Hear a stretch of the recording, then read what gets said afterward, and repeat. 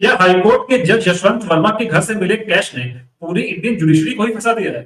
क्या ये कैश का स्कैंडल भाजपा नहीं कराया है? एनजेएसी यानी नेशनल जुडिशियल अपॉइंटमेंट्स कमीशन, ये क्या है? क्यों इसे सुप्रीम कोर्ट ने शट डाउन कर दिया था? इतिहास से लेकर वर्तमान तक हमारे देश में जजेस कैसे अपॉइंट होते आए? क्या देश की जुडिशरी अपने आप को संविधान से भी ऊपर समझती है? इन सभी तमाम मुद्दों पर चर्चा करेंगे, मगर उससे पहले नमस्ते और जय श्री राम। आप सभी राष्ट्रवादियों का मैडमैन रिएक्ट पे फिर स्वागत है। आप सबसे एक रिक्वेस्ट है कि स्क्रीन पे राइट साइड में छोटा सा आइकन होगा सब्सक्राइब के लिए, उस पर क्लिक करके चैनल को सब्सक्राइब जरूर करें, वीडियो को लाइक शेयर जरूर करें। आपका सपोर्ट सबसे ज्यादा मायने रखता है। तो चलिए बिना किसी देरी के शुरू करते हैं। About bundles of currency notes discovered in the outhouse of a judge of the Delhi High Court. Now the veracity. ये महुआ मित्रा है, मुझे लगता नहीं कि इनको इंट्रोडक्शन की आवश्यकता है। हम सब जानते हैं कैसे इनका जो एमपीज को, मेंबर ऑफ पार्लियामेंट्स को जो एक सिक्योर पासवर्ड दिया जाता है, वो पासवर्ड इन्होंने लीक कर दिया था और किस तरीके से इन पर अभी जांच चल रही थी। मगर देश का दुर्भाग्य कहें या इनका सौभाग्य कहें कि ये दोबारा मेंबर ऑफ पार्लियामेंट बन जाती हैं, दोबारा इलेक्शन जीत जाती हैं। खैर, अभी सुनते हैं ये इस वक्त क्या कह रही हैं। Of the incident is still being ascertained, but the media has gone to town debating whether the appointment of judges and how the government of the day must have a preponderant say in the appointment process. We saw the Sushant Singh Rajput case suicide and how an innocent woman was vilified by the media, name dragged through the mud. Same thing happened in my case. इन्होंने अभी तक के अपने 50 second के भाषण में सबको लपेट दिया। इनका कहना है कि ये जो जज के यहाँ से कैश मिला है, इस पे पहले मीडिया ने कई चीजें छिपाई और जो पूरा ओवरऑल प्लानिंग है वो है कि जुडिशरी की जो पावर है देश में उसको कम कर दिया जाए और जो एग्जीक्यूटिव है या जो लेजिस्लेचर आप कह लीजिए यानी जो सरकार है उसका जो इंटरफेरेंस है उसमें उसको बढ़ा दिया जाए। जैसे इलेक्शन कमीशन, ये भी आगे बोलेंगे कि इलेक्शन कमीशन को भी मलाइन कर दिया गया है एक संस्था को, उसी तरीके से जुडिशरी में भी इंक्रोचमेंट की तैयारी चल रही है। तुरंत ही इन्होंने सुशांत सिंह राजपूत वाले केस को भी इन्वॉल्व कर लिया कि उसमें रिया चक्रवर्ती को क्लीन चिट मिल गई सीबीआई की तरफ से। तो आप देख ही रहे हैं कैसे चीजें चलती हैं। इसी मीडिया ने उनको ड्रैग किया था, उनको एक तरीके से डिग्रेड करने की कोशिश की थी। आगे सुनते हैं। Now you see this media are trying to mahol banao. They're trying to toe the government line to suborn the higher judiciary. Someone who cannot be named in this house, who presides over a neighboring chamber, has already added his 2 cents and said. ये जगदीप धनखड़ जी की बात कर रही हैं, जो हमारे देश के वाइस प्रेसिडेंट हैं और राज्यसभा के हमारे स्पीकर हैं। How he thinks that the government should do away with the collegium system. Mark my words.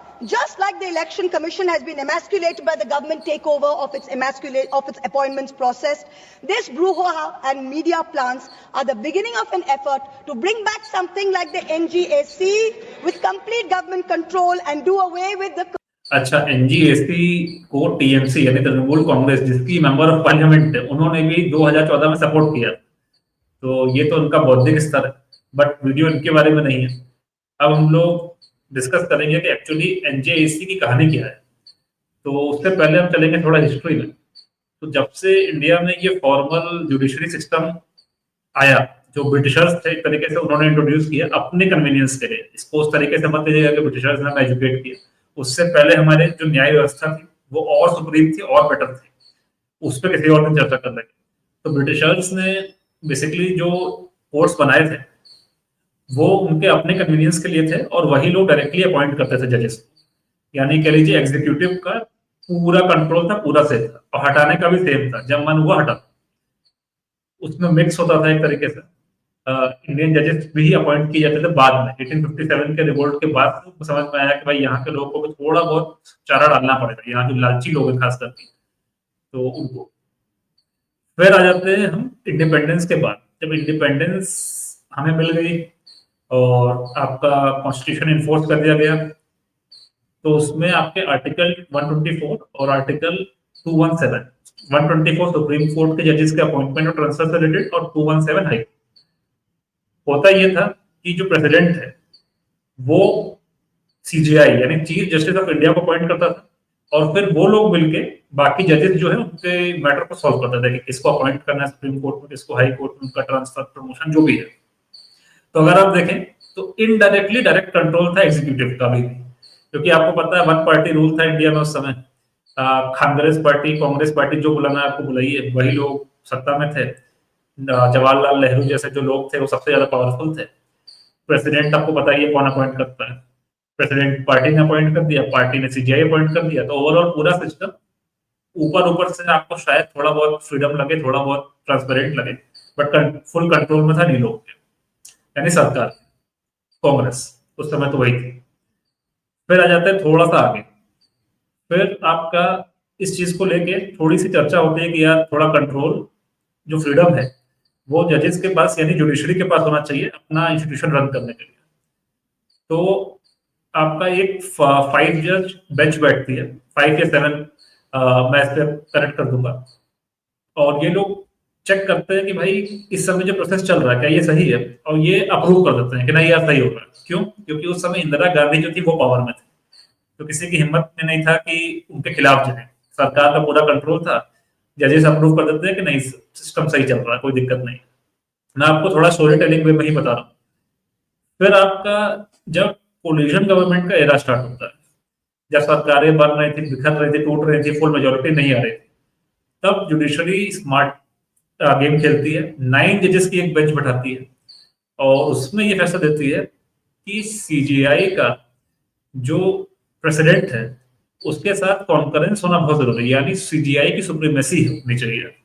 ये नहीं कि सीजीआई ने रिकमेंड किया, अब से पहले तक सीजीआई का रिकमेंडेशन बाइंडिंग नहीं होता था, और इसी चीज पे जब केस हुआ था तो इस पे जो 7 जज की बेंच थी, जो फर्स्ट जज केस कहते हैं जिसको, तो उन लोगों ने प्रेसिडेंट को ही सुप्रीम बता दिया था कि नहीं ठीक है जो हो रहा है सही हो रहा है।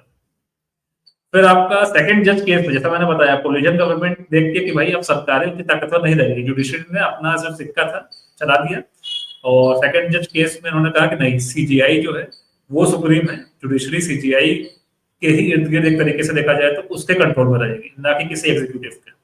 और वहां से आप देखें तो जो ग्राउंड वर्क था, जो बेस था, वो कोलिजियम का स्टार्ट हो गया, और वहां से हम अगर आज तक देखें तो वही चल रहा है। बीच में हम लोग मोदी जी को अक्सर बहुत हम लोग उनसे नाराज हो जाते हैं कि इन्होंने कितने वादे किए बट पूरे नहीं किए, जो मेजर वादे थे कि सबका साथ विकास नहीं।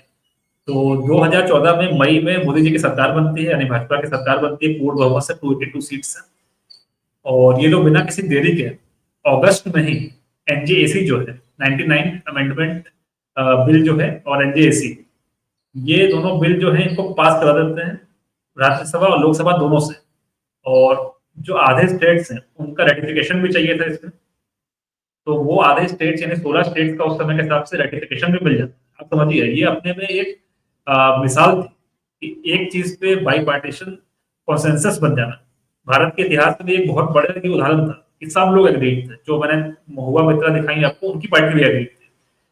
ये बिल आपका अगस्त में पास होता है राज्यसभा लोकसभा से, 2014 की बात कर रहा हूँ मैं। 2014 के ही दिसंबर में जो हमारे प्रेसिडेंट थे उस समय के प्रणब मुखर्जी जी, वो उस पर साइन कर देते हैं। 2015 में ये इन्फोर्समेंट में आ जाता है, अप्रैल में, ध्यान से सुनिए, अप्रैल में 2015 के अप्रैल में इन्फोर्समेंट में आ जाता है, मतलब लागू हो जाता है। अप्रैल के ही महीने में कई एक्टिविस्ट, आप जानते हैं किस तरीके के एक्टिविस्ट हैं वो पीआईएल और रेट वगैरह फाइल करते हैं कि भाई जुडिशरी की जो पावर है, सुप्रीमेसी है, उस पर इंक्रोचमेंट हो रहा है, डेमोक्रेसी खतरे में है। तुरंत ही केस को हियरिंग स्टार्ट हो जाती है, तुरंत 5 जजेस की बेंच बैठती है, तुरंत हियरिंग स्टार्ट हो जाती है कि भाई चलो बहुत इंपॉर्टेंट चीज है, और 4:1 से फैसला भी आ जाता है अगस्त में कि भाई ये कॉन्स्टिट्यूशनली गलत है, स्ट्राइक डाउन करो।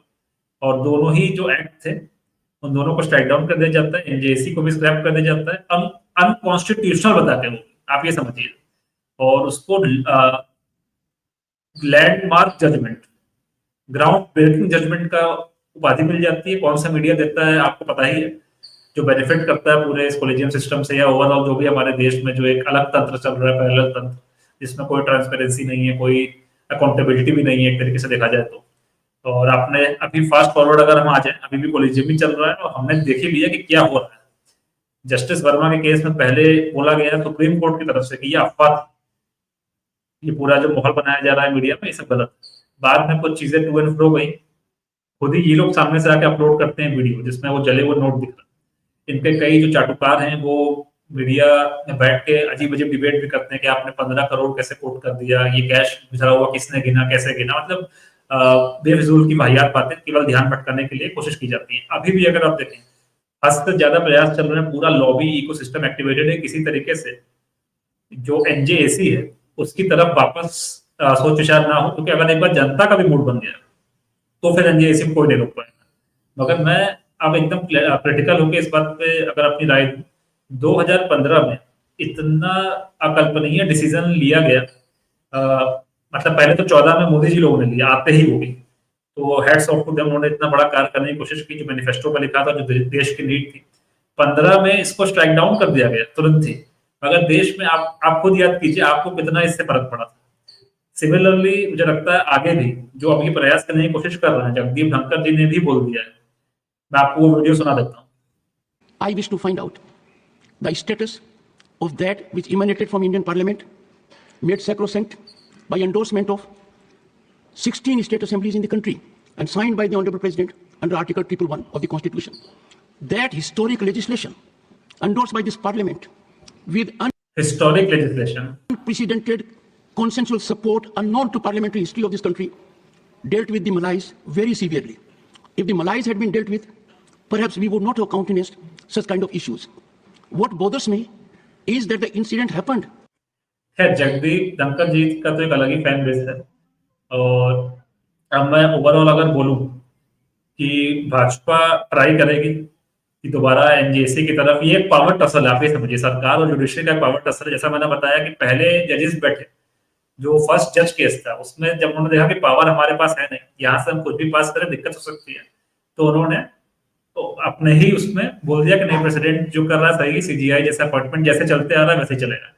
सेकंड जज केस में जब उनको पता था कि अब जो है सरकार के पास पावर नहीं है, मैं दोबारा दोहरा रहा हूँ अपनी बात, उन्होंने तुरंत ही अपने फेवर में कर लिया चीजों को। अब भले ही भाजपा कोलिशन गवर्नमेंट में है, लेकिन भाजपा सीख कर रही है आम जनता की ताकत। उनको पता है कि अगर आम जनता हमारे साथ में आ जाए, आज सोशल मीडिया के युग में आम जनता अगर आपके साथ आ जाए तो फिर हर चीज पॉसिबल है। तो ये लोग एक अटेम्प्ट कर रहे हैं। 2015 में भी सोशल मीडिया था, मगर इतना ज्यादा पेनिट्रेटेड नहीं था पॉलिटिकल सेंस में। तो देखते हैं आगे क्या होता है। आपकी अपनी इस पूरे उसमें क्या राय है कि कोलिजियम बेटर है या एनजेएसी जैसा कुछ दोबारा आना चाहिए और इन्फोर्स होना चाहिए, या किसी को भी कॉन्स्टिट्यूशन से भी ज्यादा खुद को अपने आप को पावरफुल समझने का अधिकार होना चाहिए, या क्या सीन है? अपनी राय जरूर कमेंट कीजिएगा। और दोबारा मैं आपसे रिक्वेस्ट करना चाहूंगा कि इस चैनल पर कोई क्यूआर कोड नहीं है, आप लोग का सब्सक्रिप्शन, आप लोग का जो लाइक शेयर कमेंट जो आप करते हैं वही सबसे इंपॉर्टेंट है मेरे लिए, तो प्लीज वो भी कीजिएगा। नमस्ते, जय हिंद।